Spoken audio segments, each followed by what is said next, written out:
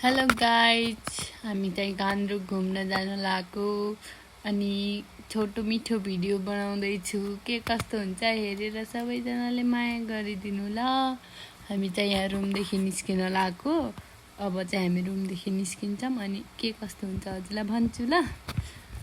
अनि यो चाहिँ मुगलिनको बाटो यस्तो छ गाइज। बाटो कसरी जानु घुम्न पनि, तर पनि घुम्न जाने रहरले गर्दाखेरि अलिकति केही नै नभए जस्तो फिल भयो। अनि यहाँ चाहिँ हामी कुरिन्टार पुग्यौँ गाइज, मनोकामना मन्दिर जाने गेट नजिकै। त्यसपछि हामीले चाहिँ त्यहाँ साइडमा बाइक रोकेर हेर्नुहोस् हाम्रो हालत कस्तो भएको थियो। हामीले हजुरलाई देखायौँ। बिजोक छ बिजोक। मान्छे यहाँ मुख धुँदैछन्, राम्रो बन्दैछन्। त्यसपछि हामीले चटपट खायौँ भैयाजीको हातबाट।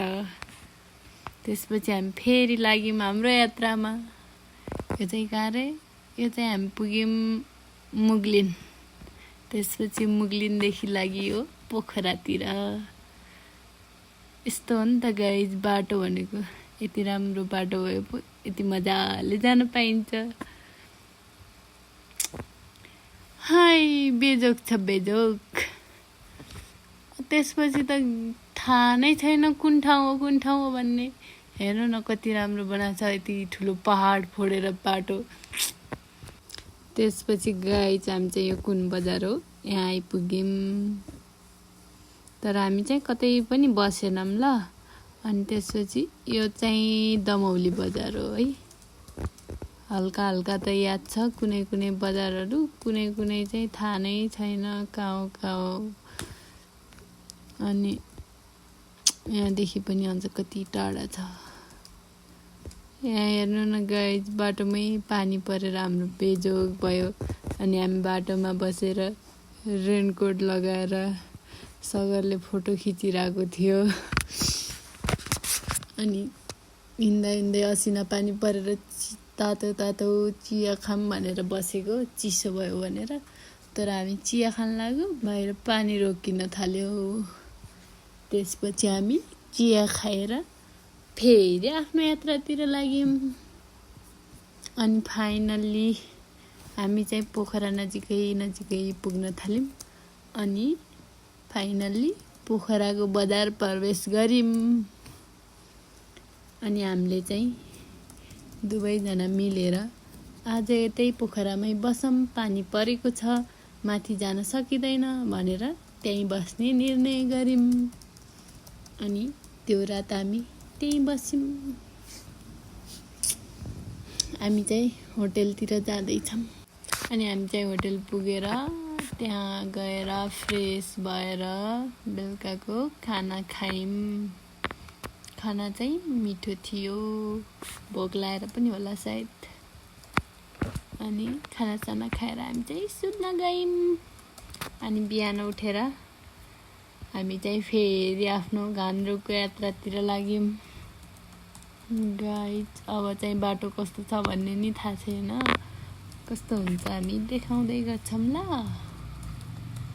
अनि यहाँ चाहिँ पोखरादेखि निस्केर यो यामदी भन्ने ठाउँमा पुग्यौँ। अनि मेरो काम चाहिँ राम्रो लागेको ठाउँहरू भिडियो बनाउँदै बस्ने काम थियो। बुढाले चाहिँ तिमीलाई गाह्रो हुन्छ बुढी भनेर आफैले ब्याग बोकेर बाइक चलाइराखेको छ मलाई दुःख नदिनलाई। म चाहिँ मस्त भिडियो बनाउँदै हिँडिरहेको छु। आफूलाई मन परेको ठाउँहरू क्याप्चर गर्दै हिँडिरहेको छु। मन नपरेको ठाउँहरू चाहिँ वास्तै गरेको छैन। ल हेर्नु कति राम्रो छ। अनि यो चाहिँ हामी चाहिँ उकालो चढेर माथि डाँडामा पुग्न थाल्यौँ। अनि यहाँ डाँडामा पुगेर एकजना आन्टीले ऐसेलु बेचिराख्नु भएको थियो। 100 रुपियाँको ऐसेलु किनेर खायौँ। त्यसपछि मेरो बुढोले मलाई फुल दिँदै एकछिन छ। अनि मैले चाहिँ त्यो फुल समातेर रमाएँ। त्यसपछि चाहिँ फेरि हामी आफ्नो यात्रातर्फ लाग्यौँ। हेर्नु न मैले कसरी बाइकमा फुल खोजिदिएको थिएँ। अनि अब चाहिँ हामी फेरि डाँडादेखि फेरि ओह्रालोतिर तलतिर झर्छौँ। बाटो चाहिँ लास्टै उकालो ओह्रालो रहेछ नि त गाइज। अनि हामी चाहिँ त्यहाँदेखि तल झरेर यो चाहिँ बिरेठाँटी भन्ने ठाउँमा पुग्यौँ। त्यसपछि यहाँ हेर्नु न झरना छ कि भनेको, झरना त सुकेर पो बस्या रहेछ। अनि बाटो चाहिँ यस्तो थियो गाइज, के गर्नु, घुम्न जान पनि गाह्रो छ नि त। अनि यो चाहिँ कस्तो दामी खोला थियो साइडमा। अनि यता पुगेर हामीले चाहिँ बाइक रोक्यौँ एकछिन। अनि त्यसपछि त्यहाँ बसेर फोटो भिडियोहरू खिच्यौँ, एकछिन रमाइलो गऱ्यौँ। त्यसपछि फेरि के गर्नु गाइज, जहाँ जाने भनेको त्यो ठाउँमा त पुग्नै पर्यो। बिचबिचमा रमाइलो ठाउँ देखेर एकछिन बस्दै पनि हिँड्नै पर्यो। त्यसपछि जाम भनेर मेरो बुढोले चाहिँ मेरो ब्याग बोकेर लखर हिँडिराखेको छ। अनि त्यसपछि फेरि हामी चाहिँ लाग्यौँ त्यहाँदेखि। अब चाहिँ घान्द्रुक पुग्न कति अझै 1-1.5 घन्टा जति टाइम थियो। बाटो चाहिँ यस्तो थियो गाइज, अब लास्टै खतम भनौँ भने पनि पुगेर आइयो, खतम नभनौँ भने पनि गाह्रो भएको थियो। तर घुम्न जाने रहरले गर्दाखेरि त्यस्तो महसुस भएन। हेर्नु न यस्तो डाँडोमा छ एउटा गाउँलाई पुरा पर्यटकीय क्षेत्र बनाएर मान्छेहरू कहाँदेखि घुम्नलाई कति मरिहत्ते गरेर आउँछन्। के गर्नु कतै चाहिँ राम्रो थियो बाटो, कतै चाहिँ अलिकति कच्ची बाटो भएर गाह्रो थियो। अनि यहाँदेखि फेरि उकालो चढ्दै हिँड्यौँ हामी चाहिँ। हेर्नु न बाटो कस्तो छ, लास्टै गाह्रो भयो गाइज। 1-1.5 घन्टा लाग्ने ठाउँमा 2-3 घन्टा लाग्यो हामीलाई चाहिँ। हजुरहरूलाई कति लाग्यो होला जाँदाखेरि भन्नुहोस् ल। हेर्नु न कस्तो दामी देखिन्छ पारी। अनि फेरि हामी दुईजनाले हाम्रो भिडियो बनाउन त भनेर फेरि हामी आफ्नो भिडियो बनाउँदैछौँ। हामी चाहिँ कस्तो देखेछौँ। अनि हामी जाने बाटो चाहिँ त्यो माथिको। अनि यो चाहिँ एक ठाउँमा बसेको बेलामा मैले चाहिँ राम्रो लागेर यसो न हल्का खिच्दिउँ न त भिडियो भनेर खिचेको। त्यो पारीको गाउँ चाहिँ लान्द्रुक भन्ने ठाउँ रहेछ। अनि फेरि माथितिर उकालो चढ्न थाल्यौँ हामी चाहिँ। हेर्नु न लास्ट डेन्जर छ बाटो चाहिँ, डरलाग्दो। भिर पाखा पहरा, यदि मान्छे यहाँदेखि लोट्यो भने फेरि आशै नगरे भयो गाइज। त्यही भएर जाँदाखेरि राम्रोसँग जानु ल हजुरहरू पनि, यदि घुम्न जान मन छ भने। हामी चाहिँ कस्तो एक्सपेक्ट गरेर गएको थियौँ, लास्टमा त पानी परेर बेजोग भयो नि हाम्रो त।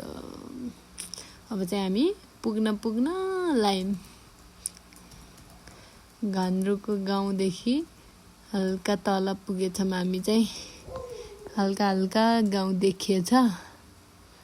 अनि हामी चाहिँ खुसी भइरहेछौँ अब फाइनल्ली पुग्न थाल्यो भनेर। हेर्नु न थोरै गाउँ देखिरहेछ। बाटो हेर्नु न, बाटो फेरि कति माया लाग्दो बाबे। अब चाहिँ फाइनल्ली हामी चाहिँ घान्द्रुक गाउँ प्रवेश गऱ्यौँ। वेलकम टु घान्द्रुक रे। लगाइ हेर्नुहोस् घान्द्रुक गाउँ नै त भन्छ है बुढो। कति राम्रो छ है। तर जे भए पनि हामी चाहिँ घान्द्रुक पुगेर त्यहाँ चाहिँ अनि हामी चाहिँ होटेल खोज्नतिर लाग्यौँ, कहाँ बस्ने कहाँ राम्रो छ भनेर। अनि हामी चाहिँ गुरुङ कटेज भन्ने होटेल खोज्दै जाँदा गाह्रो भइसक्यो गाइज। अनि बाटोमा भिडियो बनाउँदै हिँड्दै गरिरहेको बुढा चाहिँ ब्याग बोकेर हिँडिराखेको छ। मलाई चाहिँ यत्तिकै हिँड्दा पनि यस्तो गाह्रो भएको छ। फाइनल्ली हामी चाहिँ त्यहाँ पुगेर फ्रेस भएर खाजा खान जान लागिरहेको।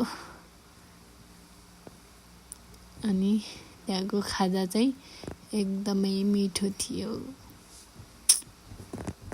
के गर्नु गाइस, हेर्नु न पारि हिमाल देखिया भए कस्तो राम्रो देखिन्थ्यो होला। हिमालको पनि देखे छैन। के गर्न, हिमाल हेर्न गएको कुहिरो हेरेर आइयो।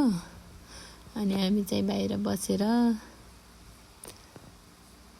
भिडियो बनाइरहेको थियौँ। हेर्नु न गाइस मौसम कस्तो छ। भिडियो बनायौँ, के गर्नु, कतै घुम्न जान पनि मिलेन, केही गर्न पनि मिलेन। त्यसपछि हामी चाहिँ केही उपाय नलागेर यत्तिकै दुईजना गफ गर्दै भिडियो बनाउँदै बस्यौँ। त्यसपछि चिसो भएर फेरि तातो तातो चिया खाऊँ भनेर चिया खायौँ। हामी चाहिँ हिमाल देख्न नपाए पनि ठिकै छ भनेर चित्त बुझायौँ। अनि चाहिँ यति नै हो गाइस, सबैजनाले माया गरिदिनु होला। फेरि पनि अर्को ब्लग लिएर आउँछौँ। By by.